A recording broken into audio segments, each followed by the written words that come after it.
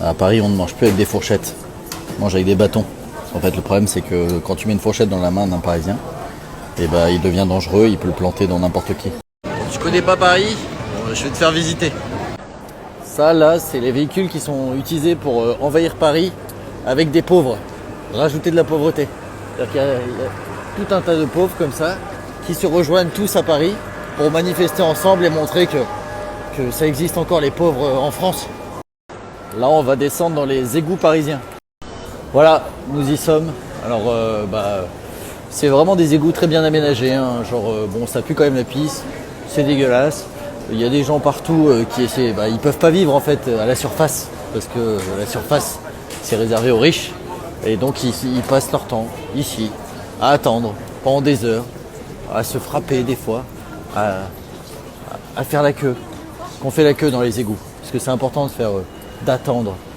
À Paris, si t'attends pas, t'es pas vraiment un Parisien. Donc le principe c'est d'attendre quel que soit l'endroit. Ça fait à peu près 24 heures que je fais la queue pour réussir à avoir mon pass égout pour pouvoir partir dans un autre égout de Paris. C'est long, c'est comme ça. Tu attends, tu vieillis, tu te vois vieillir, mais tu ne peux rien faire. Après les égouts, c'est un vrai lieu de partage. Hein. C'est-à-dire que tu te balades en sac à dos et puis plus tu avances dans les égouts et plus ton sac à dos est léger. Parce que les gens en fait se servent gratuitement et ils se partagent comme ça chacun leurs affaires sans même être au courant. Voilà. C'est du soutien, on soutient à Paris. D'accord, on soutient les gens qui ont envie de prendre dans ton sac à dos, tu peux rien faire de toute façon. Tu les vois pas. Parce que c'est devenu tellement naturel que c'est presque invisible. Tu acceptes. Voilà, j'ai enfin le pass qui me permet de passer les portes. Hop, regardez. Hop. Alors faut faire très attention parce que vous voyez les portes se referment. Et si par hasard vous perdez ce pass, vous restez coincé à vie. Dans ce lieu qui est une sorte d'entre-deux, entre deux égouts. Il y a vraiment des personnes, ça fait 10 ans qu'ils sont là, ils n'ont jamais réussi à sortir parce qu'ils ont perdu leur passe. Vraiment, il faut faire très attention. Alors ils peuvent survivre quand même parce qu'il y a des boulangeries. Enfin, il y a de quoi manger. Les gens après ils chient un peu par terre, enfin ils font ce qu'ils peuvent quoi pour survivre. Malheureusement, on les appelle les perdus. Les perdus d'entre-deux, on appelle ça. Parce qu'ils sont entre deux stations. C'est très difficile pour eux, mais on peut rien faire pour eux parce qu'il n'y a personne qui va les aider. On n'aide pas les gens à Paris. Si on commence à aider les gens à Paris, en fait on n'a plus de temps. Parce qu'il y a trop de gens à aider. Donc on essaie de s'aider soi-même quoi. Après ils ont de la lecture, tu vois. Grâce au relais. Ça c'est beau. Là je vais vous présenter le RER, c'est le mode de transport du coup pour aller d'égout en égout. Alors RER ça veut dire risqué, éclaté et relou. Voilà. Ils ont décidé de ça, de le diminuer en RER. Voilà, c'est un lieu de transport, de rencontre souvent, parce que tu te retrouves assez vite collé à des gens. Et voilà, il peut tout se passer. C'est un peu l'aventure. C'est le Koh-Lanta des égouts de Paris. J'ai décidé pour vous de prendre le risque de remonter à la surface. Vous allez voir, c'est complètement différent. Hein. On passe des égouts à des magasins, voilà, des magasins partout, de la lumière, de l'argent. Enfin là, il n'y a que ça, des bijoux. Enfin, on voit qu'on est dans la richesse quoi. Là on est dans un autre monde. Hein. Les gens ils sont là, tu vois bien, ils vivent dans le luxe absolu. C'est ça être parisien. C'est soit t'es dans le luxe, soit t'es sous terre. Il n'y a pas d'entre-deux en fait. Il n'y a pas d'entre-deux. Tu es obligé d'être soit l'un, soit l'autre. Malheureusement, t'es souvent plutôt l'autre que l'un.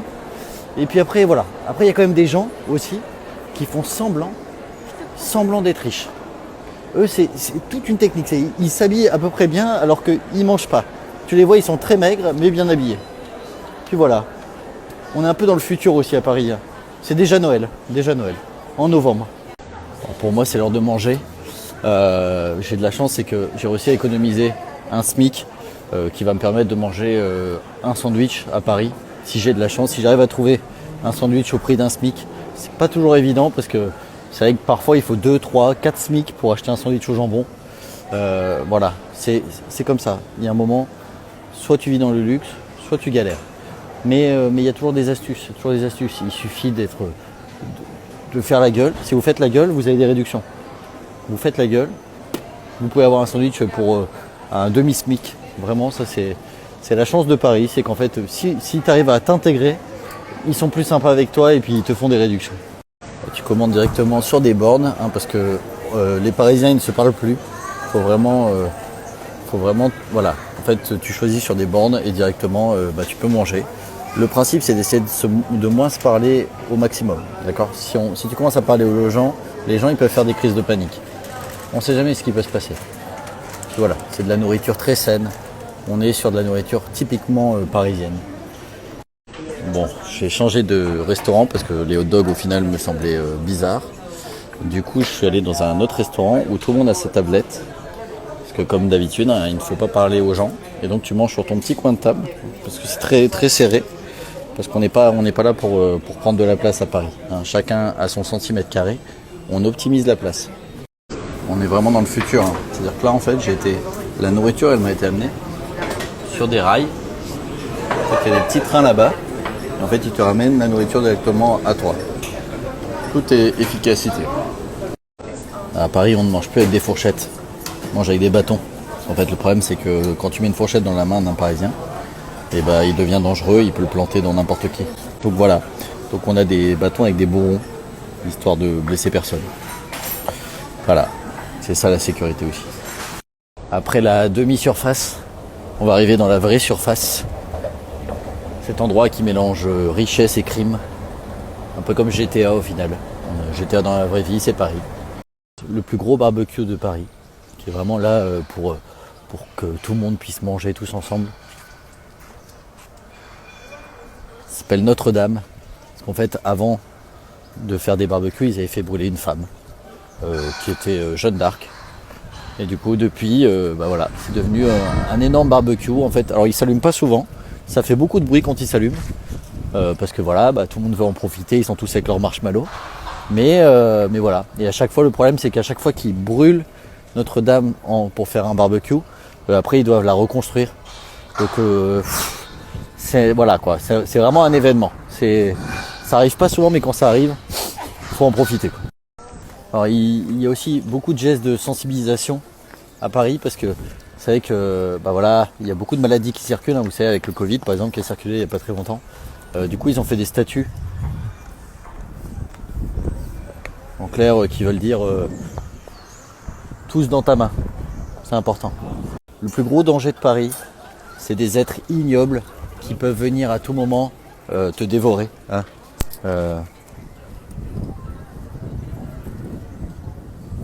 Les pigeons. Alors, les pigeons à Paris, c'est un peu les rois du monde. C'est eux qui règnent sur toute la ville. Hein. Ils ont droit de vie ou de mort sur n'importe qui. Enfin, tu peux croire que tu es à l'abri et là, bim, il y a un pigeon qui arrive pour te picorer. Et puis il y a des gens qui se font dévorer par des pigeons chaque jour.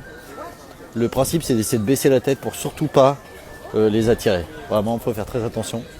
Donc ça, c'est voilà, des petits gestes de sécurité qu'il faut garder à Paris. Regardez, hop. Il y en a deux qui viennent de s'envoler à côté de moi là, à tout moment ils auraient pu me picorer les pieds. On sait pas ce qui arrive à Paris. Parfois tu te crois en sécurité et bim un pigeon et tu perds un œil. Enfin voilà, ça et les flashballs, c'est deux trucs qui arrivent à Paris un peu sans que tu t'en rendes compte, quoi. Et à Paris le temps change chaque seconde. C'est-à-dire que là il commence voilà. En plus il y a des enfants sur la route qui à tout moment tu peux les écraser. Mais le temps voilà devient orageux et le problème à Paris c'est que la pluie est acide. Donc en fait à tout moment on peut. Voilà. Tu peux crever dans d'atroces souffrances si tu restes sous la pluie. Donc je suis à Paris la nuit. Voilà. Ça envoie toujours du rêve, quoi. Les camions poubelles à Paris ils passent toute la journée parce qu'ils veulent que la ville soit propre. Du coup c'est tellement beau d'entendre toute la journée des bruits de camions poubelles. Enfin, c'est là où tu te dis ouais. Ça c'est vraiment la ville de rêve, quoi. Dire qu'est-ce qu'on peut avoir comme bruit plus intéressant qu'un camion qui est en train de vider ou remplir des poubelles? Je ne sais pas. Alors, il y a l'histoire aussi du mec, un Parisien avec la folie des grandeurs, qui a décidé de rendre hommage à son chien qui est décédé. Du coup, il l'a écrit en grand. Bon, après voilà, il avait de l'argent. Maintenant tout le monde le voit. Il se dit waouh, ça doit être quelqu'un de grand, un Rex, un grand chien sûrement. À Paris aussi, t'as un sport national qui est courir après l'entrée du métro. Ouais, je viens de prendre un cappuccino à Paris. 7,50 €. Ah oui, à Paris, ils ont inventé le niveau au-dessus de la coloscopie, où ça s'appelle la colosco Paris.